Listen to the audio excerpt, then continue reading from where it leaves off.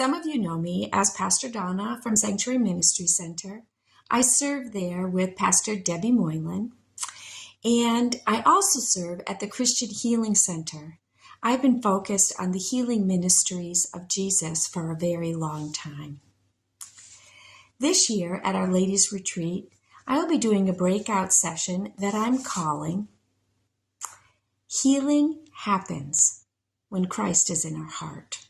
Some of the things that we will be talking about are the things that we have carried in our hearts and our minds and our memories that keep us from becoming everything that God created us to be.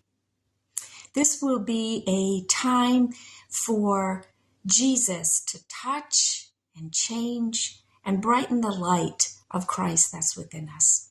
So I invite you to join me as I look forward to seeing you and hearing what Ginger will bring to us as we retreat together as women on May 13th through the 15th in Gardner. See you there.